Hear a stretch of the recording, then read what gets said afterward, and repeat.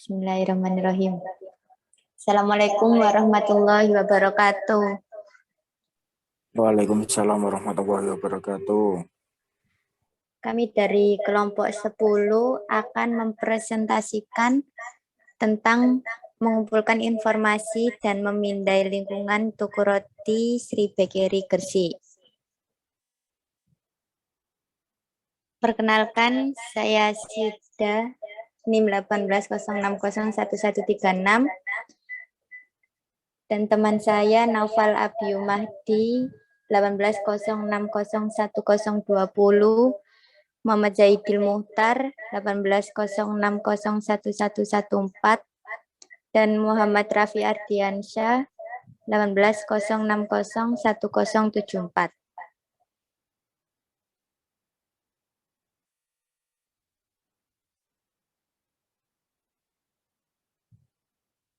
Latar belakang.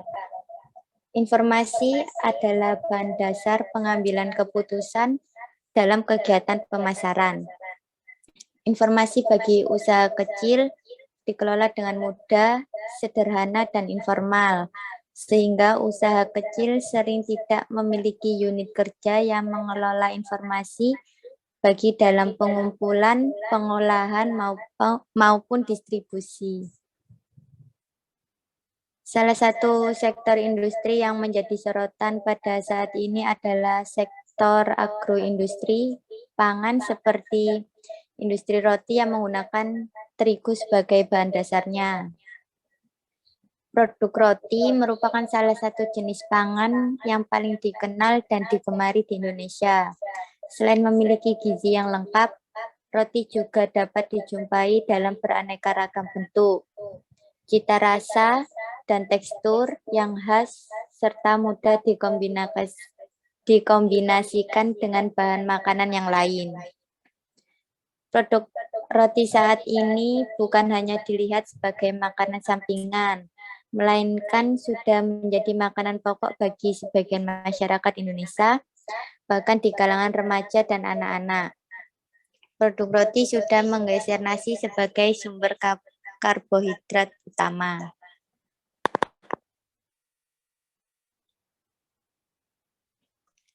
Untuk rumusan masalahnya, apa komponen sistem informasi pemasaran pada toko roti Sri Bakery? Yang kedua, apa saja catatan internalnya? Yang ketiga, apa yang dilibatkan dalam sistem intelijensi pemasarannya? Dan yang terakhir, apa saja perkembangan lingkungan makro yang penting? Jadi tujuannya agar kita dapat menyelesaikan beberapa masalah yang ada dalam lingkungan pemasaran dan dalam mengolah informasi pemasaran. Selanjutnya akan dijelaskan dengan Raffi. Baik, terima kasih. Untuk pembahasan sejarah singkat dari Sri Bakery adalah terbentuk pada tahun 92 yang merupakan usaha roti berbahan baku tepung terigu. Usaha ini beralamat di Jalan Nyai Ageng Arem-Arem 6, nomor 12 Gresik. Pengertian lingkungan pemasaran adalah tempat di mana perusahaan harus memulai usahanya dalam mencari berbagai peluang dan memonitor ancaman-ancamannya. Mungkin pengertian dari lingkungan ini meliputi SWOT, di mana sebuah perusahaan itu harus memikirkan tentang bagaimana peluang, bagaimana untuk kekuatan dalam menjalankan membentuk perusahaan tersebut, dan bagaimana untuk saingan-saingan yang ada di lingkungan tersebut. Next.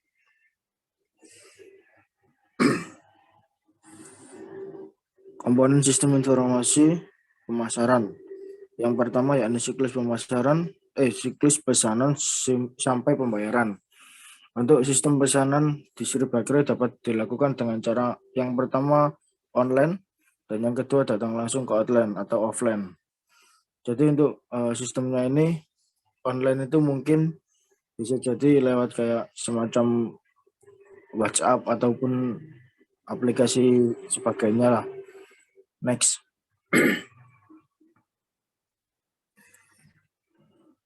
Yang kedua yakni sistem informasi penjualan.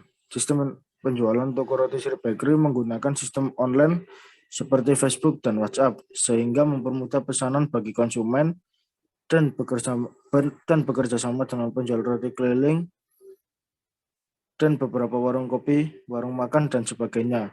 Jadi yang saya jelaskan sebelumnya tadi, sistem pemesanan online yakni lewat WhatsApp itu tadi, untuk itu lebih penjualan roti di Sri Bakery ini kalau melalui online itu yaitu aplikasi Facebook dan WhatsApp untuk lebih memperluas lagi sistem dagangan dari produk Sri Bakery. Yang ketiga yakni database gudang data dan penggalian data. Sri Bakery mengorganisir informasi ke dalam buku catatan mereka. Kemudian data-data tersebut diklasifikasikan menurut klasifikasi tertentu. Klasifikasi ini nantinya digunakan untuk menilai pelanggan maupun hasil penjualan mereka, sehingga dapat digunakan untuk mengatur strategi pemasaran selanjutnya. Setelah data terorganisir, data tersebut dimasukkan dalam gudang data menggunakan software Excel, sehingga data itu mudah diakses dan diolah. Dengan metode statistik, Sri Bakery dapat menggali data itu. Menggali data itu kembali sehingga dapat menghasilkan wawasan dan tinjauan mengenai evaluasi hasil penjualan di periode sebelumnya, sehingga Sri Bakery dapat mengetahui dengan lebih mudah mengenai produk dan pelanggan serta tenaga penjual. Mungkin untuk database, gudang data dan penggalian data ini Sri Bakery memakai untuk pengelompokan data untuk setiap roti yang terjual itu berapa, terus untuk mengetahui tenaga penjualnya juga sudah berapa dengan maksudnya itu kayak menjual ke pedagang roti keliling, warung kopi, dan warung makan dan sebagainya itu. Next.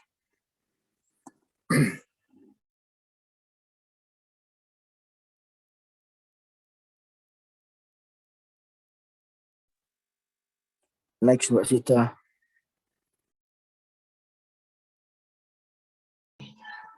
Untuk sistem intelijen pemasaran, kumpulan prosedur dan sumber daya yang digunakan manajer untuk mendapatkan informasi harian tentang berbagai perkembangan dalam lingkungan pemasaran.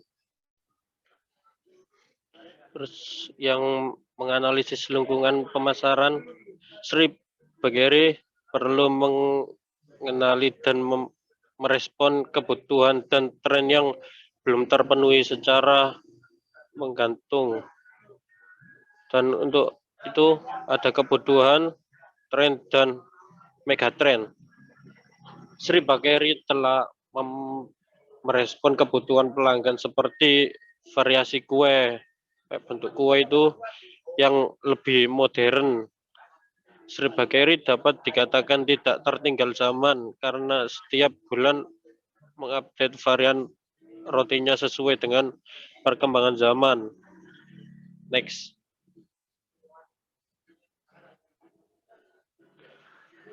Untuk lingkungan makro, dalam gambaran global yang berubah cepat, Sri Bakery harus mengamati 6 kekuatan utama yaitu demografi, ekonomi, sosial budaya, alam, teknologi, dan politik hukum. Yang pertama, lingkungan demografis. Populasi sebagai pembentuk pasar. Dalam pemasaran, mengetahui ukuran dan tingkat pertumbuhan populasi dalam suatu kota atau wilayah, umur, etnis, tingkat pendidikan, rumah tangga, serta karakteristik lainnya merupakan suatu keuntungan yang benar. Yang kedua, lingkungan ekonomi.